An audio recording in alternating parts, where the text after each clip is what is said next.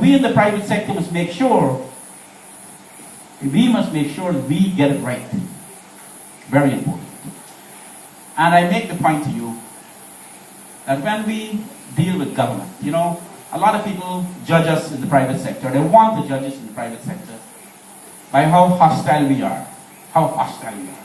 So if we are not hostile, they say you're ineffective. But I say to you this: let people judge you, the leaders and the private sector advocates. Let people judge you not by how hostile you are to government or anybody else. Let them judge you by the results of the constructive engagement you have with the authorities and the results you're able to bring to your members. If you shut the communication off because you're arrogant, because you're disrespectful to the public officers, you shut off the only true linkage you have with solving your problems. So that I urge you to develop a good working relationship. Not a subordinate one, not a subservient one, where you say yes or yes, regional chairman, and accept everything he says. But you must be respectful and he will respect you. I have gone to meetings in the early days with private sector people. You walk into the room with the minister. And private sector men, because they believe that they're rich and want to talk to the minister anyhow. And I stopped the meeting. And asked the minister next to and took them outside and said, you will leave the room. You will not, in my presence, speak to ministers of the government. Like that. It's unacceptable. So we must be respectful as we engage. Not subordinate, not frightened, but respectful. If we want results, we have to engage public officials with respect. And a lot of times we also forget that we have some of the most highly educated people in the public sector, in government. We have some tremendously educated people and people with tremendous experience. And a lot of times we in the private sector, we take this attitude, oh, government, they take it long, we could do it better, we could do it faster. Well, stop and think about it for a moment. When the regional chairman got a project to do, the accountability steps that he got to go through, you don't have to go through. He got to account not only immediately, but 5 years down the road, somebody could call him to account for how he spent this money. So he got to ensure every T is crossed and every I is dotted. In the private sector, if I want to build a bridge, I would just build the bridge tomorrow. And I somehow could be egotistical and believe that I'm better than him. But I'm not better than him. Just that I'm operating under different rules. And when we engage with government officials, we must understand that fact. Having said that, I want to tell you, this is not only about interface with government, this is also interface with the other political parties and other stakeholders in the country. The private sector, somebody said that we're not anti-government, but we are not anti-politicians, whether it's the PNC or the PPP. What we must always be able to do in the private sector is create an atmosphere of trust. We must not take sides as our organization. Individually, it's our right to take any side we want. Right? That nobody can take that right away from us.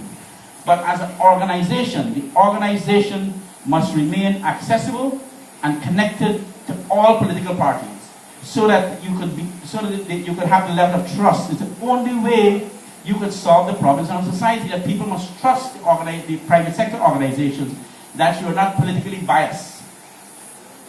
And if the government do something wrong, you must have the courage of your conviction to say what you believe. And you must also have the courage of your conviction to stand the consequences of your action, of what you say. And so on. So you must be able to engage across the board. It is very, very important. Very important. We in Georgetown, we've signed on today with the government on the competitive strategy. We've been working very hard. Unfortunately, the views, for example, of the private sector here is not heard by the Private Sector Commission. So when we sit with President Jagdeo, a lot of the message that will be coming from the regional chairman, it is lost. And so it is very important. And those of you who don't know what the competitive strategy is, I want to tell you, it is the most revolutionary strategy in the history of the Caribbean. There's nothing else like it in the Caribbean. What we did in talking about the public-private sector partnership, President Jagdeo came up about 4 or 5 years ago with this concept where he wanted the private sector, because we were always trying to fuse this partnership. And we started this strategy. And what it was, we developed these, what was called the PPDs, the Public-Private Sector Dialogue Groups. And throughout the government, for example, in infrastructure, in customs and trade, in tourism, in foreign affairs, they have these groups that sit with the highest level of government. And they would sit on a monthly basis and work through things that we in the private sector believe that needed to, and they listen to us.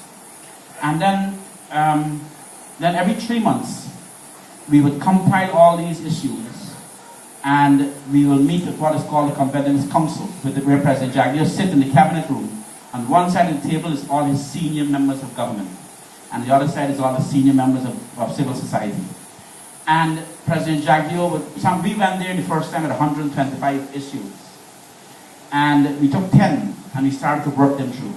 And this has set unprecedented across the Caribbean, where today the private sector is totally embedded in all aspects of government and administration of this country. So the private sector, you heard me, I'm sitting on places where the private sector could not dare to sit before. The Law and Order Commission, a high-level policy commission on crime and security with Minister Rohi. He sits on the GPL board. The chair of the Private Sector Commission chairs the airport board. And I sat as a director of the Housing and Planning, all of this representing the Private Sector Commission and the private sector in Guyana. So today, the private sector is no longer them and us. We are very involved, and I urge you, in your region here, as you mobilize, develop your relationship with the administration, set up your monthly meetings with them, whether it's security, whether it's infrastructure, and work it through. And when you have thorny issues, and your representative come to the Private Sector Commission, you bet that those issues will be heard by President Jagdeo at the highest level. And so I want to urge you to continue. I am very, very pleased to be here, and thank you very much, ladies and gentlemen.